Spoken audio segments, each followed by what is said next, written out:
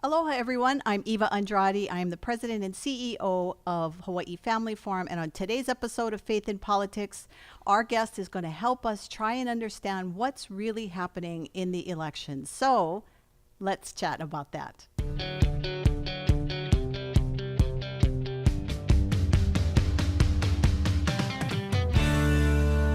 Welcome, everyone, to Faith in Politics. We are here live in K-Light Radio Studios, and we'd like to thank KALO TV for their partnership. And today's guest, attorney Jim Hochberg, who is our local legal consultant, is going to help us navigate all the craziness that's happening in the election, which is still going on from last week. Welcome to the show again, Jim Hochberg. Well, thank you very much, Eva Andrade.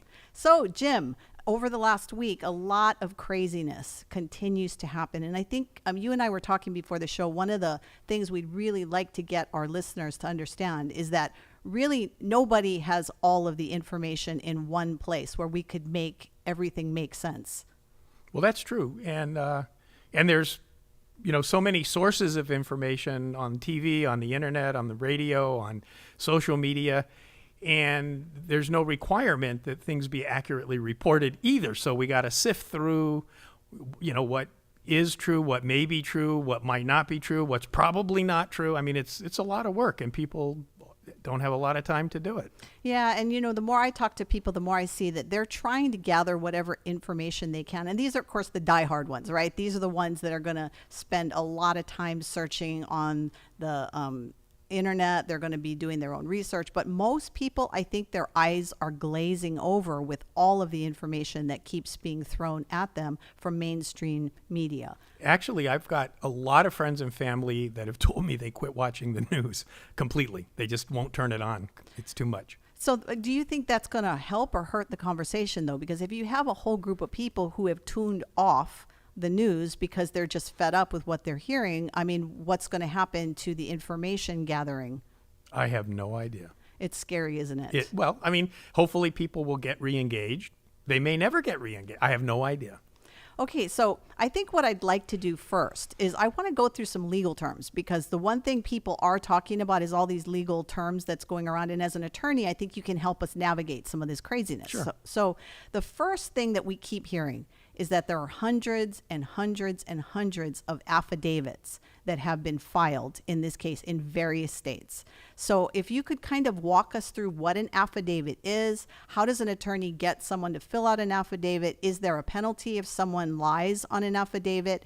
And are all the states following the same kind of legal terms when it comes to filing an affidavit, or is it different in every state? If you could share your manao, that'd be great. Okay, so courts rely on what's called testimony, and testimony is given by people. And if they're in court, they get sworn under oath to tell the truth, and then they give their testimony and they're cross-examined or whatever. In advance of the actual trial in the courtroom, testimony is provided in writing, and it's still under oath, and it's still subject to penalties of perjury, which is different state by state. In terms of what the penalty is. So these affidavits are written versions of courtroom testimony given under oath subject to penalties of perjury. So this isn't just people out there willy-nilly just lying, because the mainstream media has made these generalized statements that there's no cases of fraud. In fact, when anybody does a search on whether it's Twitter or Google, little notes come up that say, that this is one of the strongest elections, there's nothing happening that's, underboard and all this kind of stuff. So what do you think is going on? So fraud is a legal term, and fraud is giving false information to somebody with the intent that they rely on it, and they do rely on it to their detriment, and they're damaged because of reliance to their detriment. That's not voter fraud. So when the media is saying there's no fraud, I don't know if what they're playing with is nobody's relied on anybody's votes and they haven't been damaged because they relied on it, which is fraud. Voter fraud is something completely different. And I don't know if the media, when they say there's no fraud, they're relying on that definition. So voter fraud is anytime a person casts a ballot that they're not entitled to cast, or they cast it in a way that's an illegal manner of casting a ballot. Because remember, ballots are not votes. Checks are not cash. You use a check to go to the bank and trade it in for the actual cash. And if it's a legal check, you get the cash. If it's a false signature, if it's, not on a right bank account, if there's an issue with the check, you don't get the cash. Same thing. A ballot is like a check. A ballot is a way to put a vote into the voting process as long as it's a legal ballot. That's voter fraud, is when it's an illegal ballot, either because the person wasn't qualified to cast it or it was cast contrary to the law. I think what I find very interesting, and this is what I hear from a lot of people, right, is that for the 4 years of President Trump's time in office, we were hearing in those first years, the media kept saying about this Russian collusion, right? They were printing that in there, that this was happening.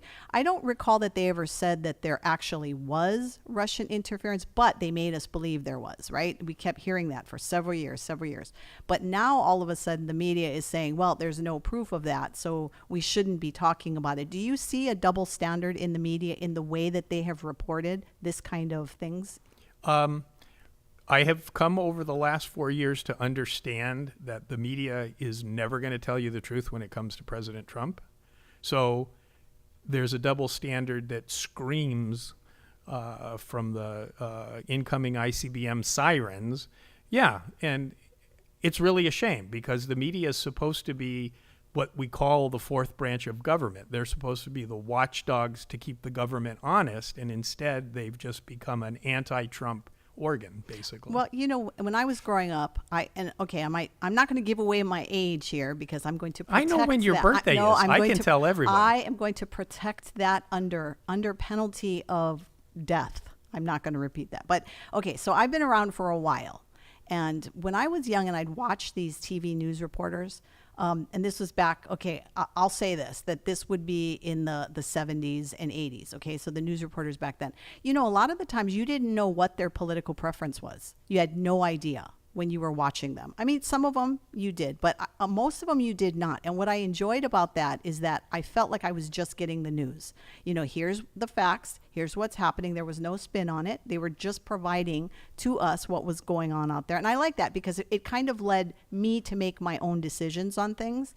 But I'm not feeling that now. Now when I'm watching news reporters, their bias, one way or the other, is so strong that I feel like I'm not getting all of the truth. And I think that the media is doing a disservice to the community by picking a side. What do you feel about that? So I really appreciate Dennis Prager. And he has a mantra that truth is not a value to the left. Truth is not a value. So if truth is a value to you, you will be greatly disappointed by a left political speaker, because truth isn't a value. They don't feel the need to be truthful. And I have found that to probably be the case. So if you don't want to be disappointed, don't expect that truth is going to be coming from those organs. Well, I know that across the board now, you've got so many people jumping ship, and they're just getting so fed up with the media. In fact, more and more people on social media are going to things like Newsmax and Parler and MeWe and all of these kind of different, because they feel like their voices are being silent. And this isn't just one or two people. This is in the millions. I mean, people are jumping ship, and some of these guys, these tech guys, are really feeling the pull, and we'll see if this makes a difference.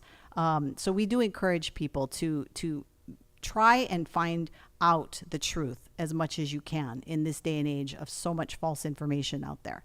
But Jim, why does it matter? Why do all these votes matter? Why, whether someone voted once, whether they voted twice, whether someone is 182 years old and they cast a vote. I mean, why does all of this matter? I know that people are listening right now and they're going, well, because it's not accurate. That's why. But you have some thoughts about that. Well, it's actually more than that. In fact, Judicial Watch did a study, and they found that in 353 U.S. counties in 29 states, that's more than half of the states, and 353 counties is a lot. What they found was that the voter registration rates exceeded 100%, which means more people were registering to vote than were actually there. Now, could that be because people are registering on the day of the election? No, it's not voters more than who were registered. It's registrations more than people. So you can't have a higher registration rate than the people that are going to vote. So if I have multiple personalities, that doesn't count. You're not allowed to vote multiple personalities. Well, but my other personality might not know about my other personalities. So I think that this is very unfair. And that's why signature checking matters on voting. But I really want to answer the question that you asked more than this thing about having voter registrations higher than the number of people in the county. It's like, it matters how many people are voting or how many votes are being cast. Maybe that's a better way to say it. It matters how many votes are being cast because the concept in America is one person, one vote. All of our votes are supposed to have equal weight in every election that we vote in. And if there are 1 million people in Hawaii that can vote, I have a vote that's equal to 1 over 1 million.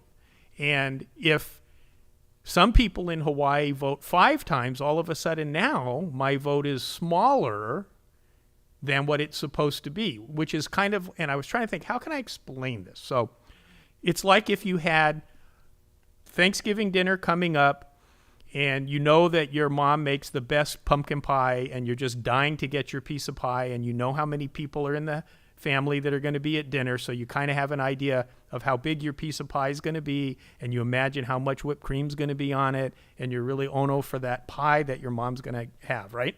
But when you show up, your sister and your brother take 2 pieces.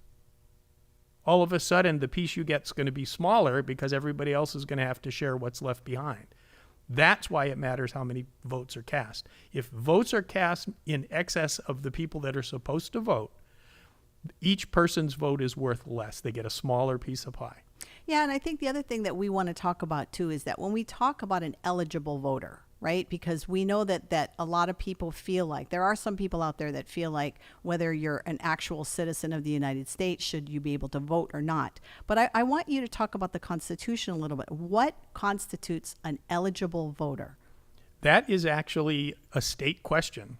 And in Hawaii? And in Hawaii, I've actually never even looked that up. I think that you have to be old enough to vote, which I think is 18. I think you can register when you're 16. Yeah. So you have to be old enough. I think in Hawaii, if you're a felon, convicted felon, you lose your right to vote. I think that's true. You have to be a proper voter for the ballot you're casting, which means you have to live in the precinct where your ballot is representing. You can't vote on Kauai if you're from Oahu. And I'm not, there may be some other qualifications. I actually never looked that up, but that's kind of my understanding. But if somebody is raised here, so you come here as a child, so you're one of the DACA kids, right? And you've lived here your whole life and you've invested, and the United States is where you call home, whether you live in California or Arizona or in Hawaii. There are people that feel like those people should be able to cast votes. And what are your thoughts on that? Well, I think you also have to be a United States citizen. And you become a United States citizen either because you were born here or you came from somewhere else and you got naturalized. And if you aren't a naturalized citizen that gets to vote or a person born here that gets to vote, then you don't have the right to vote. Okay, and I think that that's where some of the conversation is coming in on some of this fraudulent voting. There are people that honestly believe that what was taking place is people who were not eligible to vote were voting. And we're going to talk a little bit about that. But the other confusion that's out there, and I'm hoping that you'll help us navigate this, is people are assuming that because recounts are happening, that an audit is happening. And those are 2 completely different things. So you want to walk us through the difference between an audit and a recount? Sure. I'll use Georgia as an example because they're doing what's called a manual recount. You can also do an electronic recount. You can just run the ballots through the same machines again. So in Georgia, they're doing a manual recount. The machines counted ballots, and then the difference between the 2 candidates' numbers were so low that they got an automatic recount. And so they're actually taking the ballots not through the machine, but the paper ballots that were mailed in or dropped off or whatever. And they're looking at each paper ballot again, and they're counting the same ballots. So that's not an audit. That's not asking, are these ballots valid? Were the voter that cast the ballots valid? It's just saying, how many ballots do we have for each candidate? And we won't rely on the computer version of counting. We're going to count them with our eyes and our fingers. And what's an audit? So an audit is where you answer the questions. Okay, so here I have a ballot, and it's from a person. Is that person authorized to vote? So I have to know who they are. To know who they are, I have to have some way of confirming, and usually in our country, it's the signature that's on the voter registration. Were they valid? Is the ballot on time? Did it meet the deadline for being a valid ballot? And then I look at it and I say, is there something about the way the ballot was written on that invalidates it? Because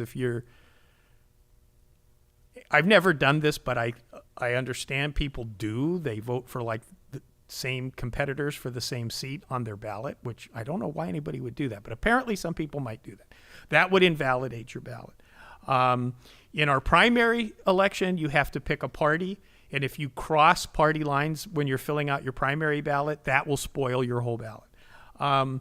So you want to know, is an audit looks at, is the person that cast the ballot legally authorized to vote because they qualify to vote, because they're voting on time, because they're voting in the place where they live, and because the ballot arrived on time. And so all of that requires that you go back to the day the ballot came in. So you have to have the envelope, you have to have the signature, you have to have all of those pieces of information to do an audit. If in the counting process they opened the envelope and threw it away, you can never put that ballot back with its envelope to check when it arrived. My signature here would be on the ballot envelope, not on the ballot itself. So if you can't check the signature because the ballot's been thrown away, you can't do an audit. So there are people thinking that audit is what is taking place right now in Georgia, and that's not the case. They're just doing a recount. That's correct. And they're still finding ballots that weren't counted, which I cannot imagine how that happened. Yeah, I think that the media is doing a disservice by at least not addressing that these problems are existing. If they don't want to call it fraud because they're waiting for actual proof of fraud, then at least acknowledge. But all of the big mainstream medias, they are dismissing a lot of this as just Trump whining because he did not win the election. But there's more to what's going on, isn't there? Well, there is. In fact, I'm off of Twitter and onto Parler because Twitter will put up a warning that any tweet that has anything to do with the recount or the fraud or voter this or anything that supports President Trump's position on Twitter will get a disclaimer that the claims of voter fraud are disputed. But they don't put a disclaimer that the claims that any electoral votes have been cast is untrue. No electoral votes have been cast. Yeah, let's really drill down a little bit on this whole electoral votes, because again, that is confusing for people. And I hear this, people are saying, well, but Biden already has 302 electoral votes and Trump only has, what are they saying, 213 or 14 something, or whatever it is. And so they're saying, so Biden won the election. And I really think that people don't understand that has not taken place yet. I mean, the media has always done this. I've looked. I went back into the newspapers, and media is always, after the election, they'll say, based on what they're looking at, this is who the president-elect is. But this year is very, very different. And I want you to really help us understand this whole idea of how the electoral votes really work. Okay, so I'm going to talk about two different things. One is the context in which the media is reporting on the election. And the other one, the more important question you're asking is, where do electoral votes come from? So the context in which the president is viewing the way the media is reporting on the election is 4 years of Stormy Daniels, Russia, Bob Mueller investigation, Ukraine, tax returns. I mean, they have been trying to get him out of office for the whole 4 years that he's been there. And now they're reporting that he's lost because they don't want him to stay in office. Within that context, I think it is completely fair for anybody running for election where the media is so vigorously opposed to the thought that you might get reelected to want to make sure that only legal votes are cast. So that's the context of why the president is challenging this stuff. But what's really interesting, and I haven't had one person that I've had this conversation with say, oh, I already knew that. Nobody actually knows this. So we cast votes for president when we vote for all the other people on our ballot. But we don't actually elect the president. The president and the vice president are elected by the Electoral College, according to Article 2, 12th Amendment, and the 20th Amendment to the U.S. Constitution. The Electoral College is a group of people appointed by the states, according to the state legislature, who in some states are appointed in some ways, in other states in other ways. In Hawaii, whoever gets the most votes in the presidential election gets all of the electoral votes for Hawaii. States get electoral votes based on their population. So just like how many people Hawaii has in Congress, that's how many electoral votes we get. There are 538 total electoral votes for president this election, because that's how many people there are in the various states across the country that equals that. We get 4, California gets 50 or whatever. And so you see that when states are reporting the tallies of their votes on election night, the media is reporting those as electoral votes. But the Electoral College hasn't voted. Not one electoral vote has been cast. And they're not going to vote until December 14th, 2020. So right now, neither Biden nor Donald Trump have a single electoral vote. We're still trying to figure out who got what votes in the different states. Some of the states are more disputed than others, but until the state certifies its vote, and that happens state by state according to state law at different times, but generally speaking within the month of November, until the state certifies its vote, it doesn't have any electors. After certifying the vote, the electors are determined, and December 8th, I think this year, they will cast their ballots, and on the 14th, the ballot casting will be counted, and we'll know who got how many electoral votes. And then, if one of these two candidates gets more than 269 votes, then they will be the president. So for the media to be telling us it's over, Biden already has more than 270 electoral votes, but he doesn't even have one yet because no electoral votes have been counted or cast. Well, and what do you think about this? Every time that Biden does a press conference right now, he's got this sign behind him that says the office of the president-elect. Is that a thing? No. In fact, he can do that because truth is not a value to the left. He can say he's Mother Goose. It's not the truth. It doesn't matter. But because he's a lefty, and I don't mean left-handed, his political philosophy is left in today's definitions, truth is not a value. They will say and do, we've seen it for 4 years. They will say and do whatever they want to win because the ends justify the means where truth is not a value. People need to realize if truth is not a value, you can't trust anything they say because they aren't telling you the truth. They don't need to. They tell you what they need to tell you to get you to agree with the end result they're looking for. Okay, so in the next 30 seconds, why don't you tell us what happens if they don't certify the vote? In 30 seconds. In 30 seconds. We're going to have to come back to this. Yes, but in 30 seconds. So whet our appetite, Jim Hochberg. Okay, so the legislature plays a role state by state. The Congress may play a role.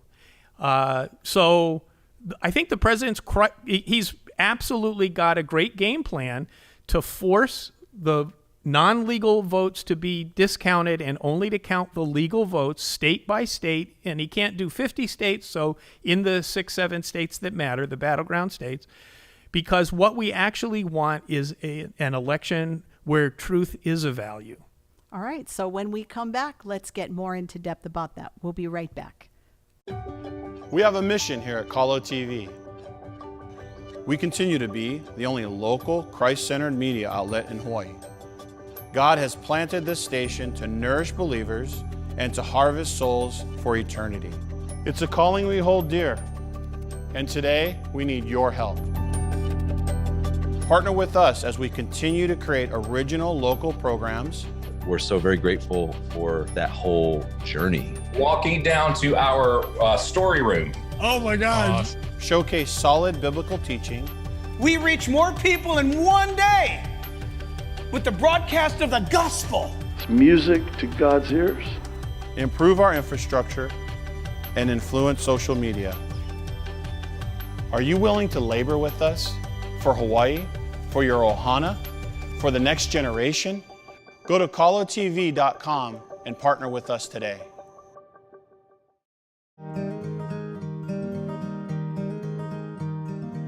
Aloha, I'm Eva Andrade. I'm the president of Hawaii Family Forum, and we've been serving Hawaii's faith-based community since 1998.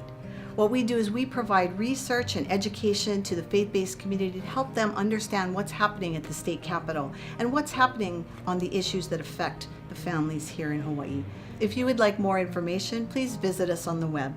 But in the meantime, know that Micah 6:8 says that the Lord requires of us to do justice, to love mercy, and to walk humbly with your God. And we can help you do that, not only to raise your voice the way that the Lord calls us to raise our voice, but to understand the issues on a scriptural basis. And we'll tell you how you can learn more about what's affecting Hawaii's families. Mahalo.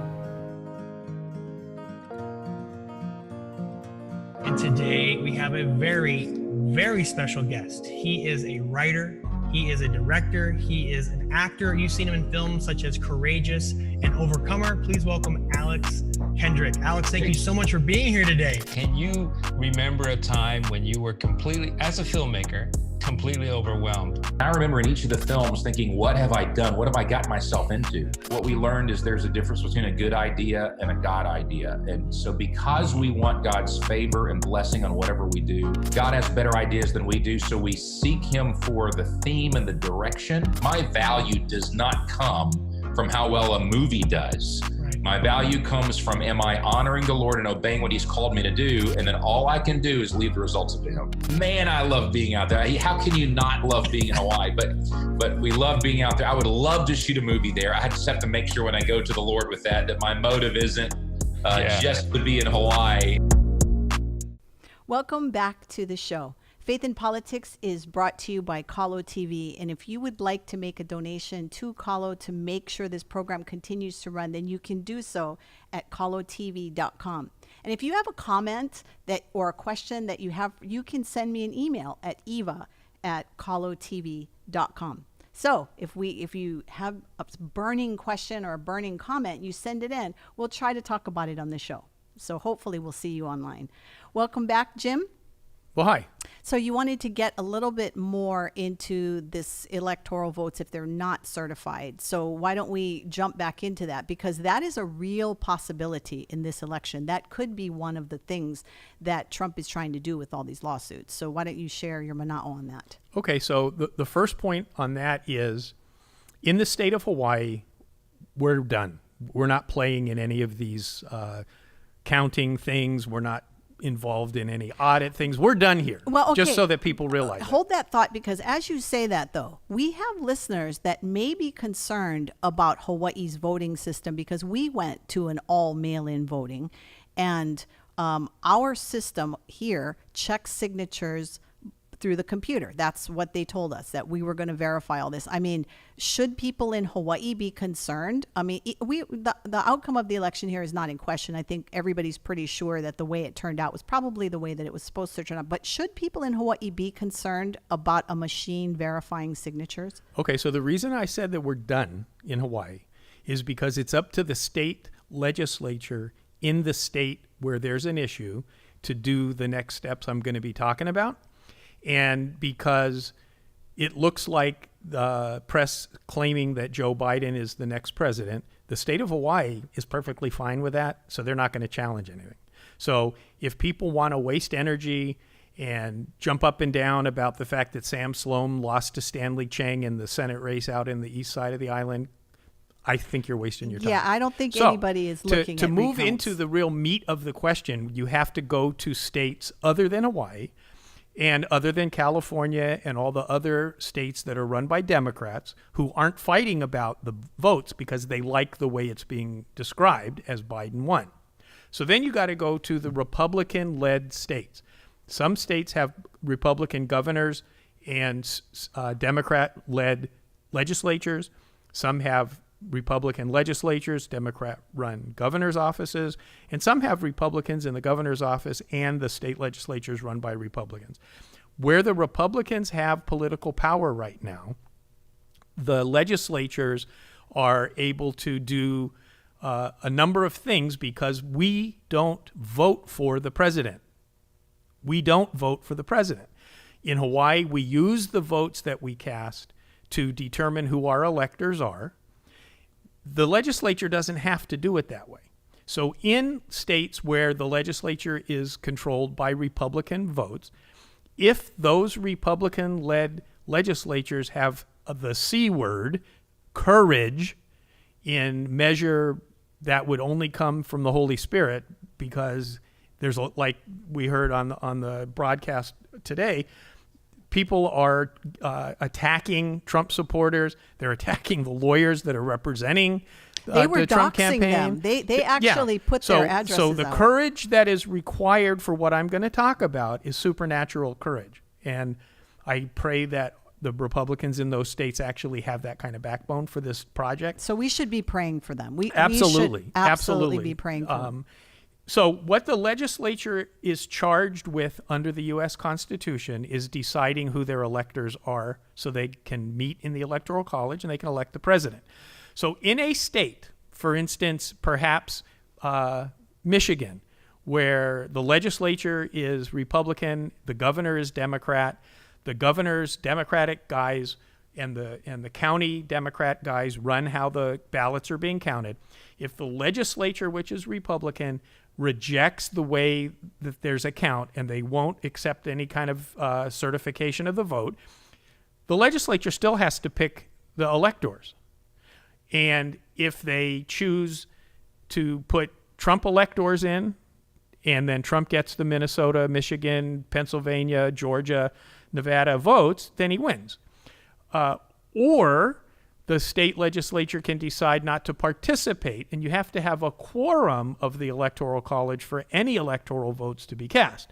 So either a Republican-run legislature can disregard the vote that the Democrat-run counting system tells them it is, and they can pick electors according to what they think the will of the people really was based on this voter fraud analysis and all that stuff. Trump can win that way. Or if they're, and this might be one of the Trump campaign's goals, is maybe not to get more than 269 electoral votes, but to keep Biden from getting more than 269. I have seen because that, if they yep. tie, then neither of them has enough electoral votes to win, and there's another layer under our Constitution for how we would pick the president. And for those that are maybe following, Jim, where in the Constitution is this so that they can look it up? Article 2 originally had the details on how we were going to elect the president. It was by Electoral College. It had nothing to do with our votes. At the very beginning, the states appointed Electoral College members through their legislature, but at the beginning, the state legislatures also voted for our senators in Congress. That's also changed with Woodrow Wilson. But originally, the state picked the electoral members and they voted. Then there was an issue in the John Quincy Adams election in 1804 where there were three candidates, so nobody got 270 votes. Actually, it wasn't 270 in those days because it wasn't half of 538. I think it was 200 and something electoral votes. The country was smaller. We had fewer people, blah, blah. So at the beginning, the voters had nothing to do with picking the president. Then after the John Quincy Adams thing, the Article 2 got amended with the 12th Amendment. The 12th Amendment changed the Electoral College process, and then the 20th Amendment changed it a little bit more later. So right now what it is if nobody gets more than half of the 538, which is that 270 magic number, one more than 269, which is half of 538, and that's not bad for me. I never liked math. Anyway, then what happens is the Congress votes to elect the president, and the Senate votes to elect the vice president. The Congress doesn't vote by 535 members or however many there are. Each state gets one vote. So in Congress, the states have to decide how they're going to cast their one vote. So we already know Hawaii, Biden, California, Biden, but there's actually more than half of the states in Congress are Republican representatives. Even though there's fewer members in Congress for those states, there are more than half Republican states.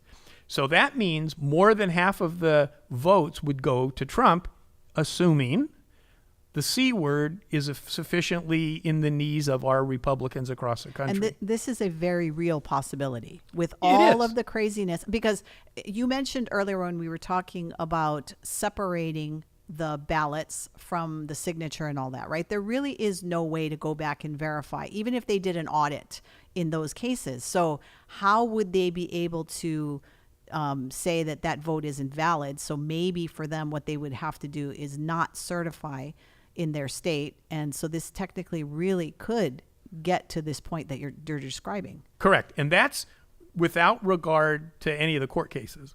That's just the politics. Right. There's the whole court case side, which I'm guessing we're going to talk about a little later as well, where judges and ultimately the Supreme Court would make rulings on what votes get counted. Like if we remember in the year 2000, the Gore v. Bush and the Bush v. Gore cases, and this is what amazes me, because this mainstream media, Biden's the president-elect, Trump's just a whining loser, and they're totally forgetting what happened in 2000, where Gore lost, and he spent almost 40 days fighting in the Florida state court up to the U.S. Supreme Court with orders, back to the state court to do it the way the Supreme Court said, back up to the U.S. Supreme Court. And, excuse me, for almost 40, I think 37, 38, 39 days, Al Gore was challenging the counting in the state of Florida, which was a little bit simpler than now, because now we've got like 7 or 6 battleground states. There was one, but nobody was complaining, and nobody's remembering now about the fact that he was exercising his right as a candidate on behalf of the people that voted that there would be one person, one vote in value. So if your vote is worth $1, false voting doesn't make it worth 50 cents. He was in state court, federal court, state court, federal court, back and forth for weeks and weeks and weeks, twice as long as the President Trump's group has been involved at this point today. So yeah, it's all good, and it's all it's good to me that they're doing this, because for me, truth is a value. And I think for most Americans, they really want to have faith in the election process. I want to believe when I cast my vote that my vote is going to go for that person that I selected, and that when the winner is ultimately announced, that there was integrity in the system. I think all Americans should want that. All Americans should desire that. I really, for myself, I get very frustrated at people that are saying, look, just accept that Biden won and move on.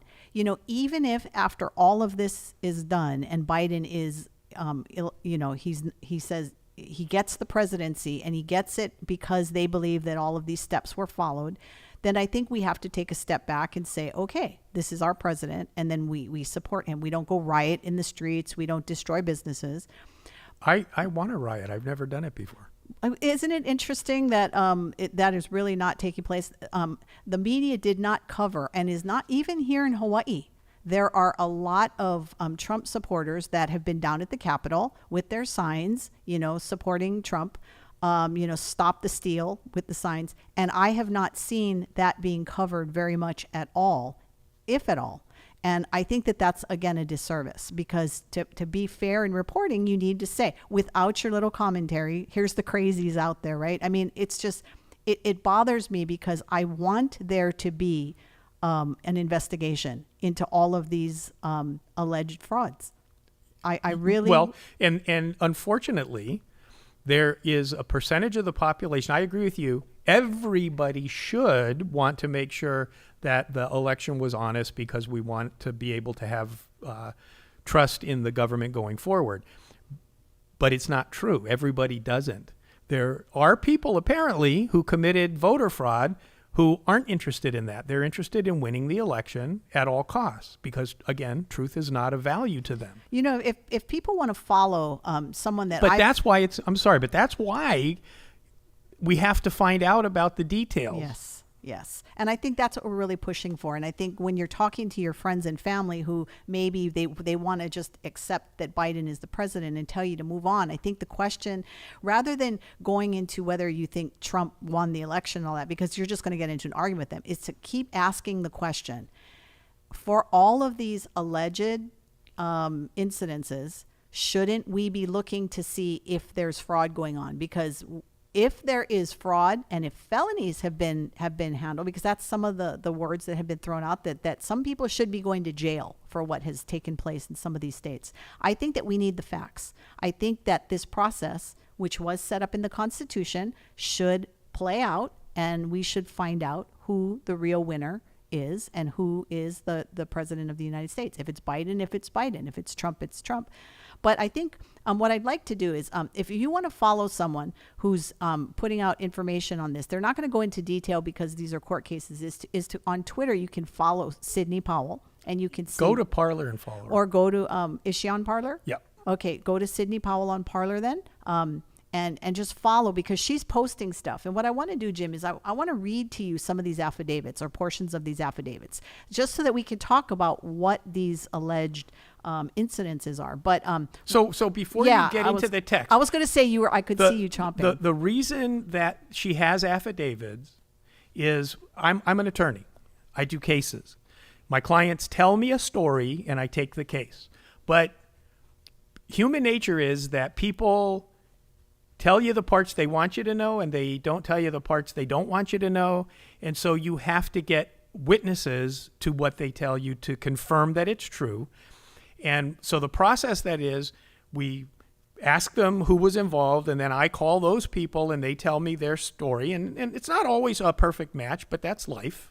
You know, it's the old 4 people standing on an intersection see the same crash and they see different parts of it, right? So then I have them come to my office and we reduce their story to a written text. They read it, correct it, make sure it's right, that they can swear under oath it's true. And then I put it in the form of an affidavit and they sign it with a notarization that it's true and that they said it was true and they showed their ID and all that kind of stuff. That is what she's talking about. Now, why do I do that? I do that because I want to make sure that when it comes time for them to testify in person, they don't change their story. And if they do, I have the signed affidavit that I got in advance that I can say, well, remember when you came to my office last year and we sat down and you signed an affidavit of this story that's different now? Do you remember that? And I can show it and introduce the version they told me originally into the case. The other reason that I do it is sometimes you ask the court for a remedy in the middle or at the beginning or before the end of the case, before the trial part. And the lawyer can't testify when they're asking for that intermediate relief.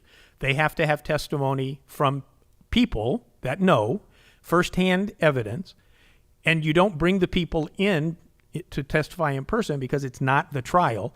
So you attach their testimony sworn under oath in the form of an affidavit to the motion that the lawyer files that's asking the court to order something to occur now before the end of the case, whatever it might be.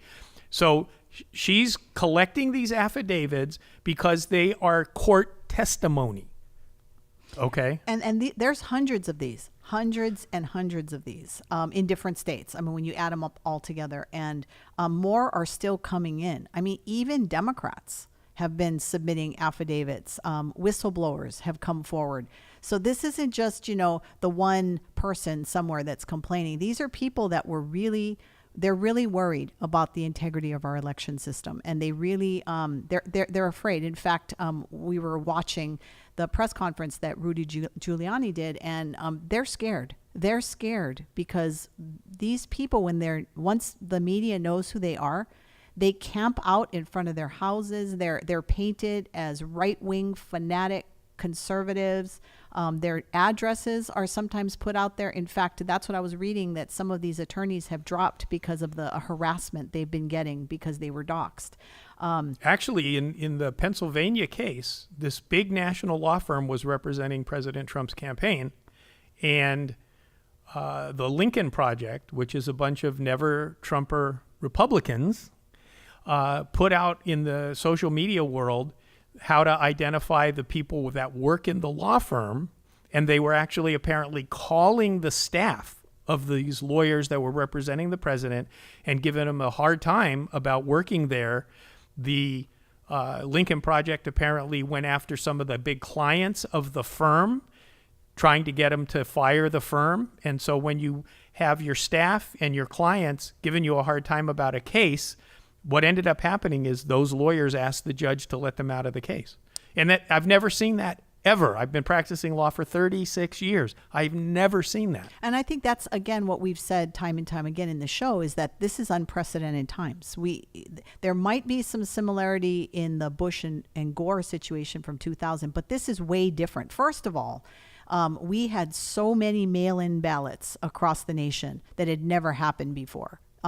Some states like Florida did it very well. Florida learned their lesson. They were able to do all of their vote counting and get it. So from what I hear Governor DeSantis in Florida speak, and when he was in Congress, I surmise that truth is a value to him, and that's why they did it right. Well, it's scary because people keep bringing up to me is the fact that the voting stopped on election night.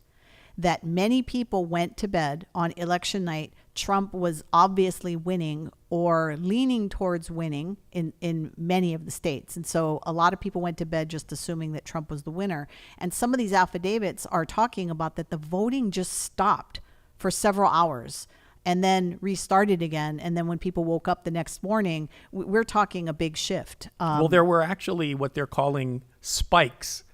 When the vote counting started again, the numbers of votes tallied for Joe Biden spiked to overtake the huge lead that President Trump had. But I want to say something else, because you said these are unprecedented times. And since K-Light is hosting this radio broadcast, I like to refer to the Bible from time to time. No. I would say that the times that we are in right now, this is good news and bad news. It's like in the days of Noah, when everybody did what was right in their own mind. Yes. And I think that as Christians, and I'm proud to say I'm a Christian, that I follow the foundation that the Bible gives me. I stand on that truth. That what I want to do is, I know that the character that I have is going to show even if I'm in a quiet place by myself. So even if I'm not doing anything around people, the Lord is still looking at my heart, and he can still see what it is. So what we do in silence, what we do in the darkness, it still matters. That's right. The Lord sees that bear in the woods. He sees it. So it's like when we're praying for all of these courageous people, Democrat, Republican alike, who are coming forth and putting their names on these affidavits, we need to be praying for them, because this is horrible what's happening to some of these people. My wife and I are praying specifically that they would have supernatural courage, because that's what it's going to take. It is. And I want whatever happened in darkness to be brought to light. That's what I'm praying for. I'm praying that regardless of what state it is, if something happened that was fraudulent, if something happened and somebody committed a felony, I want these things to be brought to the surface. I want there to be a comeuppance if somebody did something that was illegal. And to put it in the context of the history of the country, we didn't use secret ballots until the early 1800s. I forget if it was maybe around 1808 or something like that. Before that, And from the Mayflower forward, where we were voting, you know, for people at various levels, voting was done in the public square out loud in front of everybody. So you would show up to vote, because remember, we didn't vote for president. So it was a local thing. You show up at the town square and you out loud proclaimed who you were voting for. That's kind of cool. I kind of like that. So we went into the secret ballot in, I think it was 1808. You know what started happening almost immediately? What? Voter fraud. They started buying votes. Yeah. In fact, there's a really interesting Wikipedia article on it I looked up yesterday because I knew we were going to do this show, and I wondered when the secret ballot started, and that's the story, if you believe Wikipedia. I think truth is 50% of value to Wikipedia because people can change the text. Yeah. Well, we'll see if that continues. Okay. So, you know, as we start moving along in the program, I want to read to you just some clips, some of these affidavits, just to get your thoughts of what's going on. Okay. So, this is a witness, a Democrat. It doesn't say which state this is in. So it's one of the affidavits. So basically, this is what they say. I watched them pull out a pile of what I observed to be absentee ballots and noticed two very distinct characteristics that these ballots had. One, that they all had a perfect black bubble and were all Biden select. I also observed a perfect bubble for a few minutes before. Oh, wait, hold on. This is cutting off. I was able to observe the perfect bubble for a few minutes before they made me move away from the table.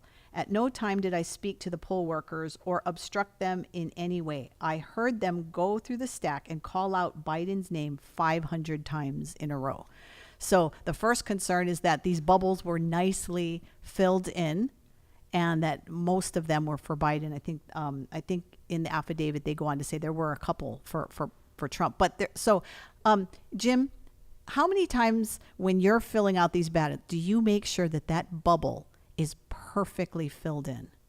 Okay, wait. But before you answer that question, let me speak to the OCD listeners that are out there going, "Oh my gosh, I always make sure that bubble." I do. I'm one of those weird people. I make sure my bubble is filled in. So you mean like nicely. you make it like there's no Yes. uneven ink and it's yes. perfect? Never in my entire life. I color it in as much as I need to for it to count, and I don't care what it looks like. Well, you know, so I guess if you're just looking for consistency and you're looking through ballots that were really submitted, you're going to have a few like that are pretty clean, and you're going to have some that are haphazard, and then, you know, so what that tells me is when they're investigating who filled these ballots in, it seems like if there wasn't some technological method, if it was a human, the list of potential people that they want to blame it on is going to be down to OCD folks.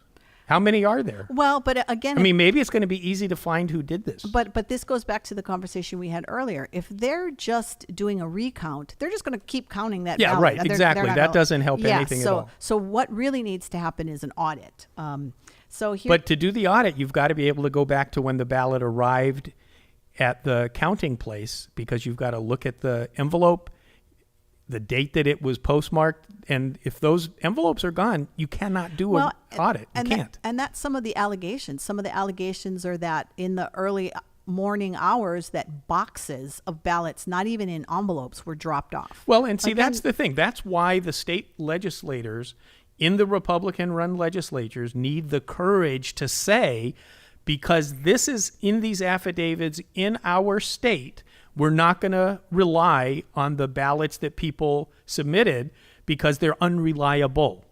And if they're unreliable, we would be doing a disservice to the legal voters by allowing the value of their vote to be diminished by all of the non-legal ballots that were cast. Therefore, we're not going to rely on the tallying of the votes to pick our electors. We're picking them.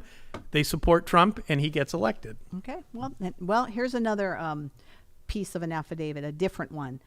It was of particular interest to me that hundreds of these ballots seemed impeccable with no folds or creases.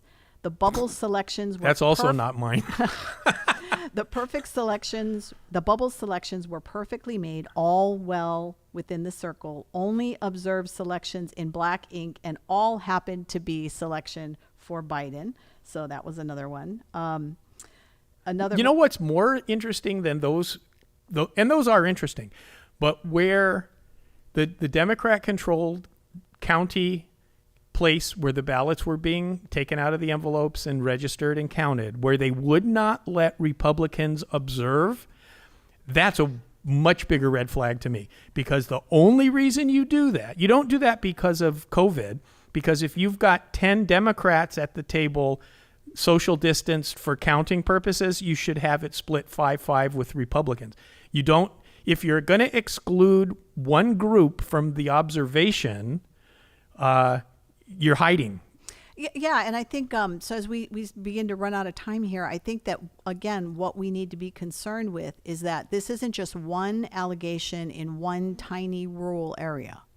These are in the big cities. These are in the big cities, and we really need to be asking how these kind of things happened. Well, and we have to be installing mechanisms where it can't happen anymore. I don't want to go through this again in 4 years. Well, and I think that's what I've heard some people say, is that if the election continues on the course that it is in right now with no changes being made, then the possibility of a Republican ever being elected again to the presidency, it's the chance of that goes way down. What are your thoughts? Well, will you go with me to the legislature in the state of Hawaii and talk to the legislators about getting rid of the mail-in ballot thing? I think we definitely should have a conversation in regards to this. I don't know that we have enough support to overturn. No, but we can go and talk to them about it. Well, and I think that showing what's happening across the state is something we need to consider. But we have run out of time, as always. Jim, do I have 30 seconds? Give us 30 seconds. So if Biden wins